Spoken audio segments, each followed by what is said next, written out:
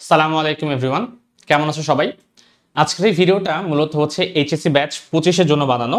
সেটা হচ্ছে আমরা আজকে ফিজিক্স প্রথম পত্র এর ভেক্টর যে চ্যাপ্টারটি আছে সেখান থেকে এইচএসসি তে এখন পর্যন্ত আসা বোর্ড কোয়েশ্চেনগুলো অ্যানালাইসিস করব। সেটা সিকিউ হোক এবং এমসিকিউ হোক, কোন কোন টপিককে কোন কোন বোর্ড হচ্ছে টাচ করেছে তার হচ্ছে সামগ্রিক একটা আইডিয়া নেওয়ার ট্রাই করব। তো ভিডিওতে যাওয়ার আগে আমরা হচ্ছে বিগত 3 বছরের বিভিন্ন বোর্ডে আসা এই ভেক্টর চ্যাপ্টার থেকে কতগুলো সিকিউ এবং কতগুলো এমসিকিউ এসেছে সেগুলো একটু হচ্ছে একবার দেখে নিব। 3টা বছরের আমি রেখেছি কারণ মোটামুটি 2-3 বছর দেখলেই মোটামুটি আইডিয়া পাওয়া যায় যে আগের বছরগুলোতে কি হয়েছে। বাট আমি যখন ইন ডিটেলস আলোচনা করব তখন হচ্ছে সৃজনশীল ব্যাচ শুরু হওয়ার পর থেকে টোটাল কি কি কোয়েশ্চেন এসেছে তার মোটামুটি একটা ওভারভিউ দেওয়ার ট্রাই করব।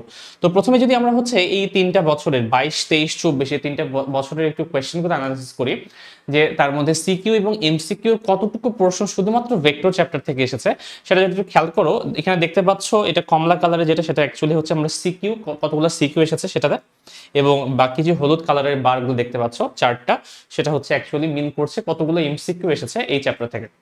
তো একটু খেয়াল করো, এই 3 বছরে আমি যদি ঢাকা বোর্ডের কথা বলি তাহলে টোটাল 6টা সিকিউ এসেছে। মানে গড়ে যদি কল্পনা করো মোটামুটি হচ্ছে 2টা করে সিকিউ আসছে, সেটা ঢাকা বোর্ড হোক, রাজশাহী বোর্ড হোক, চিটাগাং আর হচ্ছে তোমার কুমিল্লা বোর্ড হোক, বা দিনাজপুর বা মাদ্রাসা বোর্ড, মাদ্রাসা বলছি, ময়মনসিংহ বোর্ড। তাহলে এই যে একটা ময়মনসিংহ, দিনাজপুর, কুমিল্লা, রাজশাহী, ঢাকা, এটা মোটামুটি 5 থেকে 6টা, অর্থাৎ গড়ে 3টার মতো, গড়ে হচ্ছে 2টা বা 3টার মতো প্রশ্ন কিন্তু প্রত্যেকবার এই চ্যাপ্টার থেকে আসছে। এর মানে হচ্ছে তুমি যদি এই একটা চ্যাপ্টার খুব ভালো মতো দেখে যেতে পারো মোটামুটি একটা তো কমন পাওয়াই, আশাই করা যায়। এবং তোমার কপাল ভালো থাকবে 2টা থেকে 2টা বা 3টাও কিন্তু প্রশ্ন তুমি হুবহু কমন পেয়ে যেতে পারো জাস্ট একটা চ্যাপ্টার থেকে, ঠিক আছে? তো তোমার যে যতগুলো কোয়েশ্চেন আনসার করতে হবে তার মধ্যে থেকে শুধুমাত্র একটা চ্যাপ্টার থেকে যদি তুমি 2 বা 3টা কোয়েশ্চেন পেয়ে যাও তাহলে অ্যাকচুয়ালি তোমার কিন্তু খুবই লাভ হয়ে আছে। জাস্ট খুব বেশি তোমাকে এফোর্ট দেওয়া লাগছে না সিকিউ এর জন্য।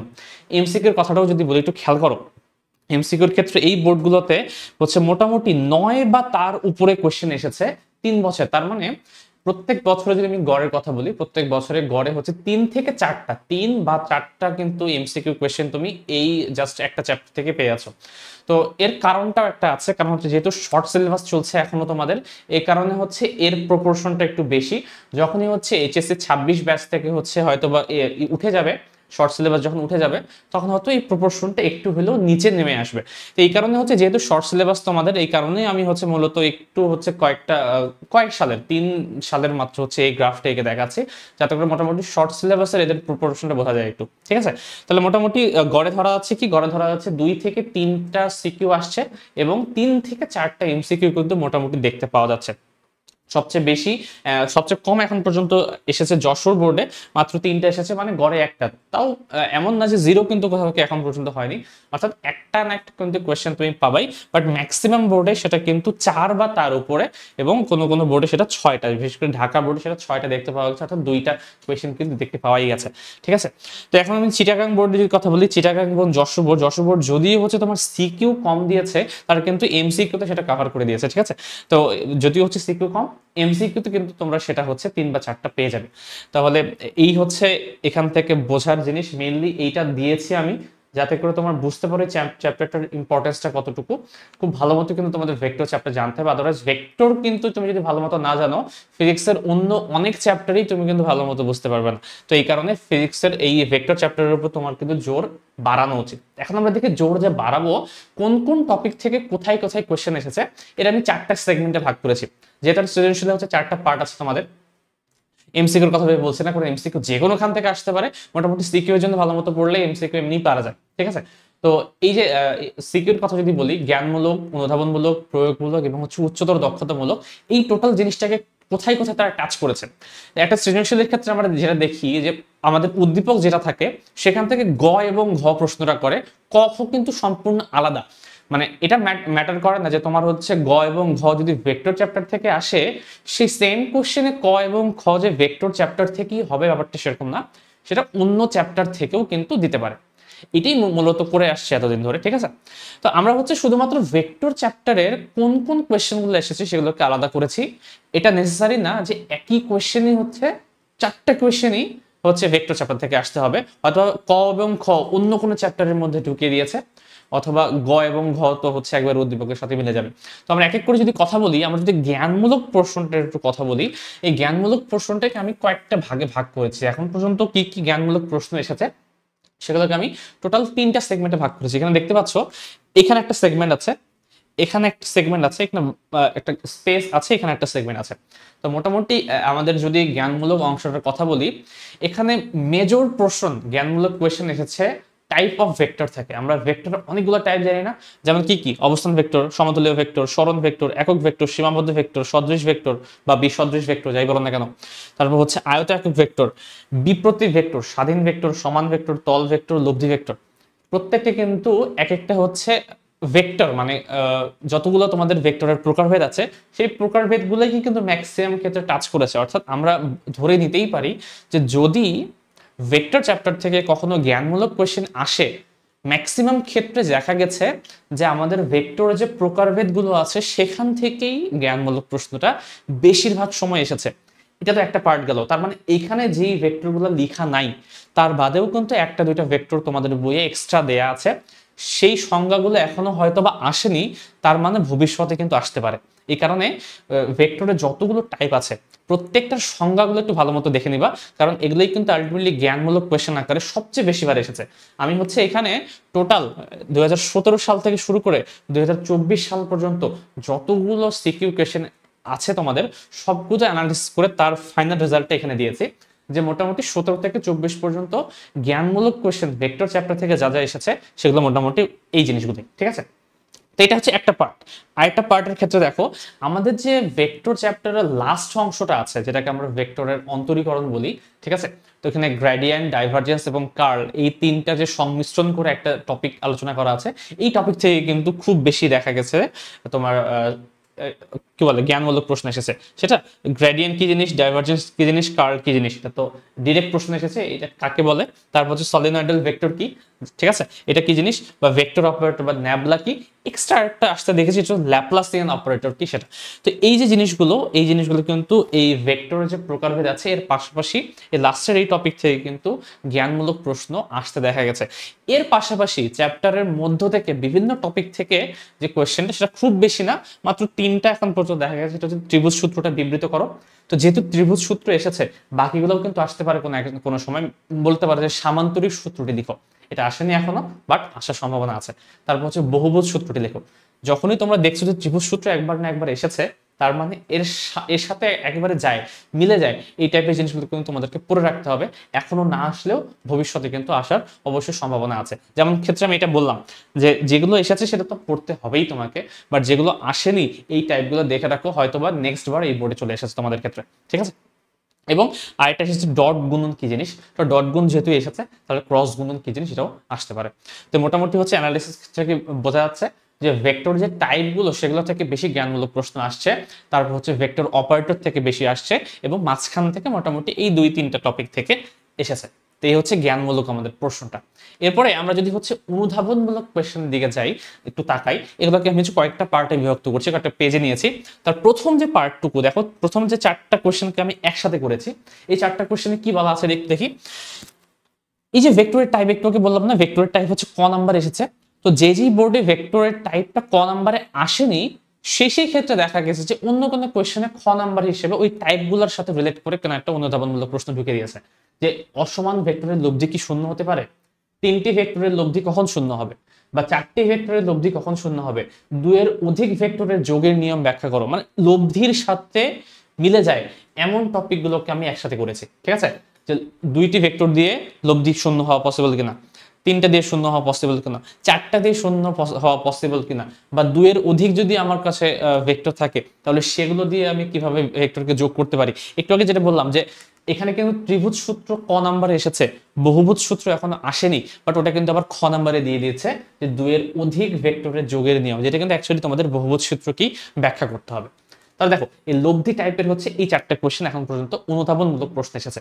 তারপরে যদি আমি খেয়াল করি, এই 3টাকে আমি আলাদা ভাগে ভাগ করেছি। 3টা কি জিনিস, যে আমাদের কিন্তু ভেক্টরের কিছু বৈশিষ্ট্য রয়েছে, যে বিনিময় সূত্র মেনে চলা বা হচ্ছে প্রতিস্থাপন সূত্র মেনে চলে কিনা। শুধুমাত্র বিনিময় সূত্র দিয়ে কিন্তু 3টা টপিক তোমাদের অনুধাবনমূলক প্রশ্ন এখন পর্যন্ত আসতে দেখা গেছে, যে সামান্তরিক সূত্র কি বিনিময় সূত্র মেনে চলে, ব্যাখ্যা করো। তারপর হচ্ছে ডট গুণন কি মেনে চলে, নাকি ক্রস গুণন কি মেনে চলে, নাকি চলে না, কেন চলে না, এই জিনিসগুলো তোমাকে ব্যাখ্যা করতে হবে। তার মানে বিনিময় সূত্র কে মানে এবং কে মানে না, এই টাইপের উপর কিন্তু অনুধাবনমূলক প্রশ্ন এসেছে। এই কারণে এই 3টাকে আমি একসাথে করেছি।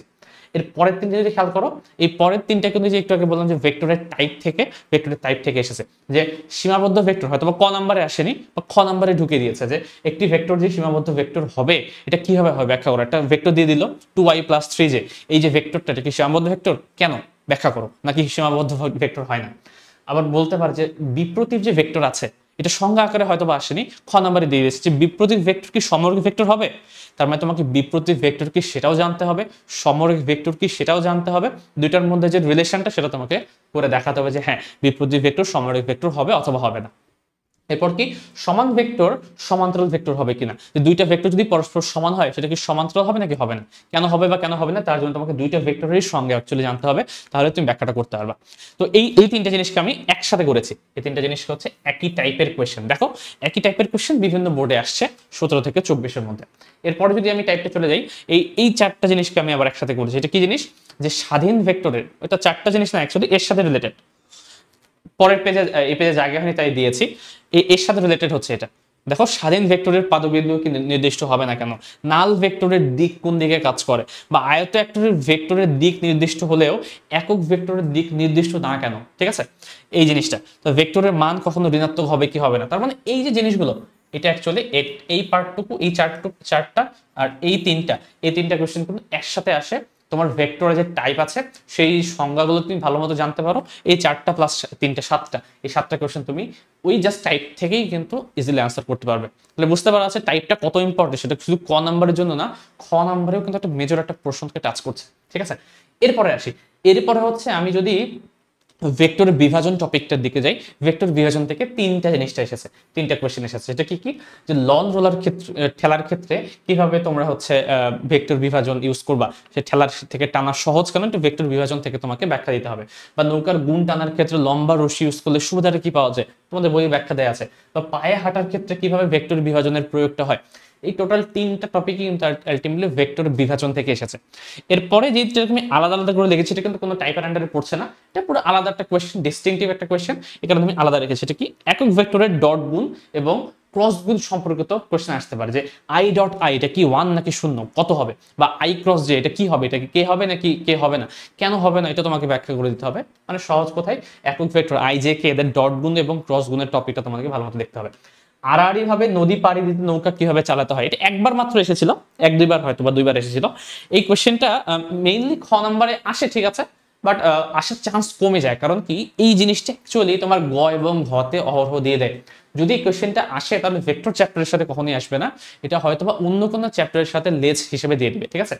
যে আড়াআড়ি হয় মানে একবারে এখান থেকে এখান পর্যন্ত একদম সমানভাবে, অর্থাৎ একবার খাড়া ওপারে যদি পার হতে চাও তাহলে কিভাবে রওনা দিতে হবে, আমরা জানি একটু বাঁকাভাবে রওনা দিতে হয়, ওই জিনিসটা কেন বাঁকাভাবে রওনা দিতে হয় তোমাকে হচ্ছে ব্যাখ্যা করতে হবে। যে তুমি ম্যাথমেটিক্স করতা, ম্যাথ করে করে প্রমাণ করতা, ওই জিনিসটা অ্যাকচুয়ালি তোমাকে হচ্ছে সূত্র দিয়ে খতে ব্যাখ্যা করে দেখাতে হবে। এবং এরপরে হচ্ছে যে আমাদের যে লাস্টের যে টপিকটুকু আছে যে ভেক্টর অপারেটরের বা ডিফারেন্সিয়েশনের, সেই টপিক থেকে 2টা অনুধাবনমূলক প্রশ্ন আসতে দেখা যাচ্ছে। এটা কি যে একটা ভেক্টর রাশিকে তুমি কিভাবে স্কেলারে রূপান্তর করতে পারবা। তোমরা জানো হচ্ছে কিভাবে করতে পারি, আমরা যদি হচ্ছে ডাইভারজেন্স করি তাহলে কিন্তু একটা ভেক্টর রাশিকে আমি স্কেলারে রূপান্তর করতে পারবো। এই টাইপের জিনিসগুলো ব্যাখ্যা করতে হবে তোমাকে।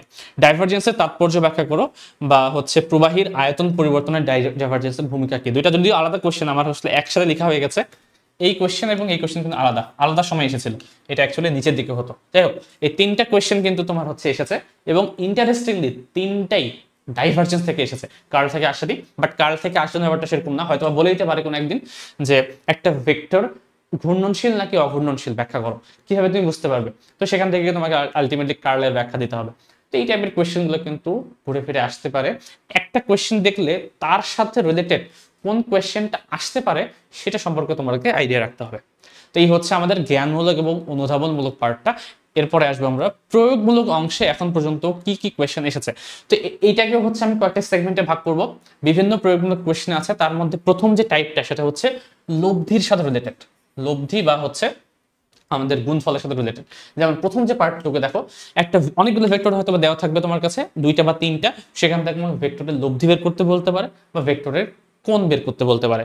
তো ভেক্টরের লব্ধি বলুক বা ভেক্টরের কোণ বলুক, আলটিমেটলি আমাদের আর এর যে সূত্র আছে, আর এবং থিটার যে সূত্র আছে, এটা ইউজ করলেই কিন্তু হয়ে যায়। অথবা যদি আই জে কে ফরম্যাটে দেওয়া থাকে তাহলে এক্স অক্ষের সাথে কোণ, ওয়াই অক্ষের সাথে কোণ, জেড অক্ষের সাথে কোণ, এই জিনিসগুলো এইভাবে করে আসতে দেখা গেছে। এবং হচ্ছে অভিক্ষেপ নির্ণয়, অভিক্ষেপটা এখানেও দেওয়া যায়, তুমি এখানেও দিতে পারো, ডট এবং ক্রস গুণের সাথেও দিতে পারে, কোনো সমস্যা না, ঠিক আছে। তো অভিক্ষেপ নির্ণয় বলি বা হচ্ছে আমাদের গুণফলগুলা বলি, সেগুলো হচ্ছে একসাথে এসেছে। যেমন হচ্ছে অভিক্ষেপ নির্ণয় এবং হচ্ছে দুইটি ভেক্টর কি লম্ব হবে কিভাবে, এটা যদি ব্যাখ্যা করতে বলে তাহলে কিন্তু আলটিমেটলি তোমাকে ডট গুণ করেই সেটা ব্যাখ্যা করতে হবে। তো এই যে ডট গুণ করে অভিক্ষেপ বলো বা লম্ব হবে কিনা এটা যদি ব্যাখ্যা করতে হয়, তাহলে ডট গুণফলের কনসেপ্ট আমাকে ভালো মতো জানতে হবে। যে দুইটা ভেক্টর দেওয়া থাকলো, একটার বরাবর দিক বরাবর অপরটার ভেক্টরের অভিক্ষেপ নির্ণয় করো, বা অংশক আসেনি, অংশক আসতেই পারে, তো অংশকে বের করতে বলতে পারে, সেটা কিভাবে বের করা যায় সেটা তোমরা অবশ্যই ভালো মতো দেখে রাখবে। এর পাশাপাশি আমি যদি ক্রস গুণফলের কথা বলি, ক্রস গুণফলের বেসিক ক্রস গুণফল এসেছে, দুইটা ভেক্টর দেওয়া আছে ক্রস গুণফল বের করো, অথবা দুইটা ভেক্টর দেওয়া আছে ত্রিভুজ হলে ত্রিভুজের ক্ষেত্রফল নির্ণয় করো, ওই দুইটা দিয়ে সামান্তরিক হলে সামান্তরিকের ক্ষেত্রফল নির্ণয় করো। এই ক্ষেত্রফল এবং হচ্ছে ডট এবং ক্রস গুণফলের সাথে একসাথে মার্চ করে অনেক কোশ্চেন এসেছে। এটা আমি এখানে দিয়ে দিয়েছি, বাট আমার মনে হচ্ছে এখন যে এটা অভিক্ষেপ নির্ণয়টা এর সাথে দিলে মনে হয় বেটার হতো, ঠিক আছে।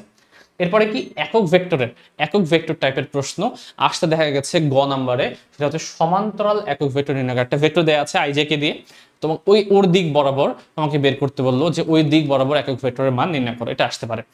এরপরে সবচেয়ে ইম্পর্টেন্ট যে টপিকটা, সেটা ম্যাক্সিমাম কোয়েশ্চেন যেই টপিক থেকে এসেছে, একটা হচ্ছে কি নদী পারাপার বিষয়, এবং আরেকটা হচ্ছে বৃষ্টির সাথে ছাতার কোণ বা গাড়ি ভিজবে কি ভিজবে না, এই টাইপের কোয়েশ্চেনগুলো।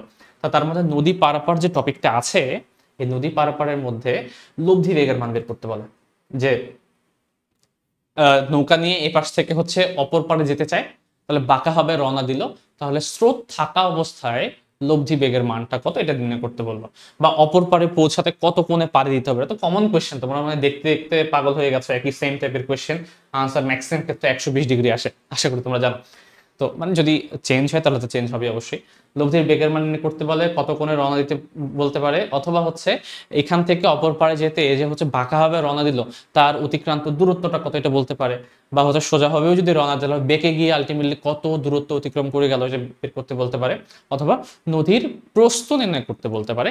এই টাইপের কোয়েশ্চেনগুলো হচ্ছে গ নম্বরে আসতে দেখা গেছে। এবং বৃষ্টির সাথে সম্পর্কিত কি আমরা জানি যে একটা বৃষ্টি যদি একটা বেগে পড়ে, লোকও যদি হচ্ছে একটা বেগে দৌড়িয়ে যায়, তাহলে সেই ক্ষেত্রে বাতাস থাকুক বা না থাকুক, বাতাস থাকলে একরকম, না থাকলে একরকম, তাহলে কত কোণে ছাতা ধরতে হবে, বা হচ্ছে তাকে অ্যাকচুয়ালি কত বেগে যাচ্ছে আপেক্ষিকভাবে সেই বেগটার মানটা কত।